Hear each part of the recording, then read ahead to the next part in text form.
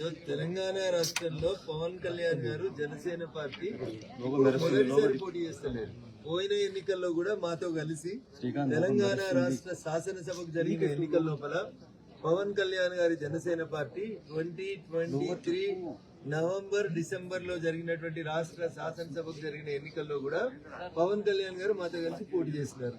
కాబట్టి కొత్తగా తెలంగాణలోకి జనసేన ఏదో వస్తుంది, ఏదో పోటీ చేస్తుంది అనేటువంటి ఈ అపప్రదలు లేదా కొత్త నినాదాలను ఎవరైతే తెస్తున్నారో వాళ్ళు వాళ్ళ ఉనికికి ప్రమాదం వచ్చిందని భావించి మాత్రమే ఇట్లాంటి కొత్త తరహా ముచ్చట్లు తీసుకొచ్చే ప్రయత్నం చేస్తున్నారు. గతంలో పోటీ చేసిండ్రు, భవిష్యత్తులో పోటీ చేస్తారు.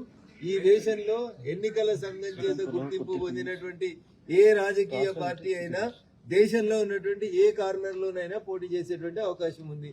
అందుకనే టీఆర్ఎస్ ని బీఆర్ఎస్ గా మార్చి మహారాష్ట్రకి, ఆంధ్రప్రదేశ్ కి, కర్ణాటకకు పోతే తెలంగాణ ప్రజలు టీఆర్ఎస్ బీఆర్ఎస్ మారంగానే బీఆర్ఎస్ కు సిఆర్ఎస్ ఇచ్చి కంపల్సరీ రిటైర్మెంట్ స్కీమ్ ఇచ్చి పంపిస్తే గౌరవనీయులు చంద్రశేఖర్ రావు గారు పోయి ఫామ్ హౌస్ లో కంపల్సరీ రిటైర్మెంట్ స్కీమ్ తర్వాత రెస్ట్ తీసుకుంటున్నారు.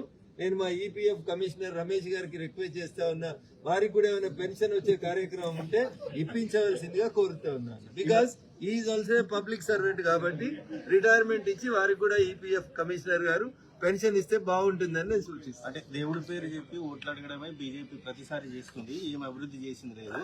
పవన్ కళ్యాణ్ కానీ ఇంకెవరు వచ్చినా కూడా వాళ్ళంతా కూడా బీజేపీకి ఎన్నో రెక్కలు ఉన్నాయి, అందులో పవన్ కళ్యాణ్ రెక్కలు కూడా మహేష్ కుమార్ గౌడ్ చెప్పారు. ఈ మహేష్ అన్న అడ్డదారిలో అధికారంలోకి వచ్చి ప్రజల చేత ఎన్నుకోబడక ఎమ్మెల్సీగా మీరు ఒక అధికారంలోకి వచ్చి మీరు కూడా ప్రధానమంత్రి గారి గురించో ఇంకొకరి గురించి మాట్లాడితే బాధాకరమైనటువంటి విషయం. ఈ రోజు మేము ఇక్కడికి వచ్చింది రాజకీయాల కోసం రాలేదు. మీరు రోజు అడుగుతున్నారు కదా ఎన్ని ఉద్యోగాలు ఇచ్చిరో చెప్పుర్రు, ఎన్ని ఉద్యోగాలు ఇచ్చిరో చెప్పుర్రు అంటే ఒక తెలంగాణలో ఇచ్చిన ఉద్యోగాల సంఖ్యనే 57,714 ఉద్యోగాలను లెక్క చెప్తున్నాం. మేము ఉత్త లెక్కలు చెప్తేనే వీళ్ళందరికీ పిఎఫ్ కట్ అవుతుంది. పిఎఫ్ కట్ అవుతుంది అంటే ఆయన పని చేస్తున్నాడు, 6 నెలలు దాటి పనిచేసి కంటిన్యూస్ గా ఉన్నాడు కాబట్టి వాళ్ళకి పిఎఫ్ కట్ అవుతుంది, వాళ్ళకు పిఎఫ్ నెంబర్ వచ్చింది. మీరు కూడా తెలుసుకోండి పిఎఫ్ అంటే ఏంది, ఈఎస్ఐ అంటే ఏంది, ఎప్పుడు జీతం కట్ అవుతుంది, ఎప్పుడు ప్రావిడెంట్ ఫండ్ జమ అవుతుంది.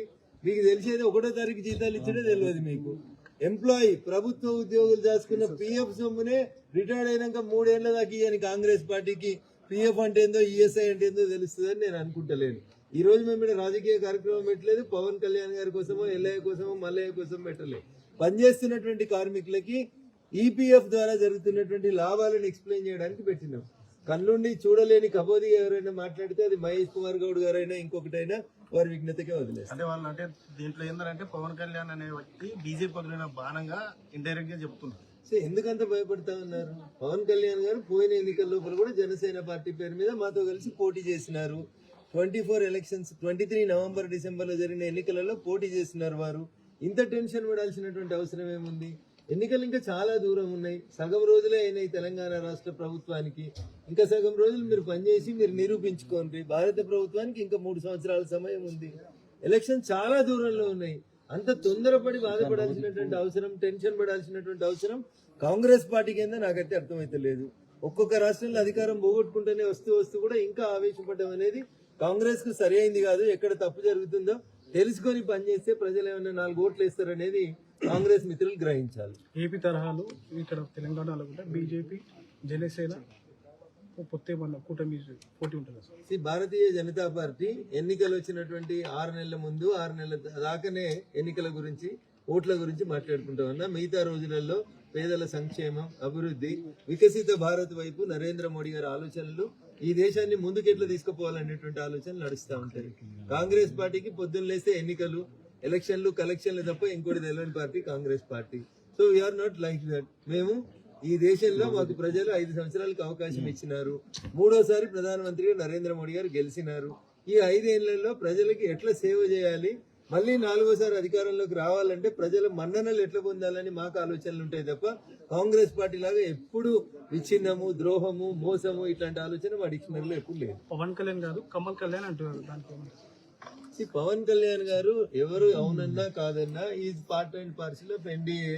ఆంధ్రప్రదేశ్ అనేటువంటి రాష్ట్రంలో ఎన్డీఏలో భాగస్వామ్య పక్షమైనటువంటి తెలుగుదేశం, జనసేన, భారతీయ జనతా పార్టీ కలిసినటువంటి కూటమి ప్రభుత్వంలో వారు ఉప ముఖ్యమంత్రిగా ఉన్నారు.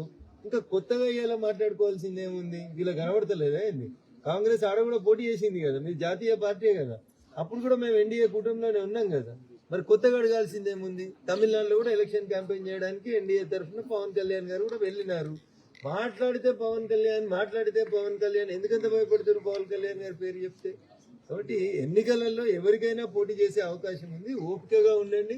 మేమేదో కొత్తగా ఈ రోజు పవన్ కళ్యాణ్ గారిని ఆహ్వానిస్తలేము. Is already a part and parcel of NDA government. Thank you.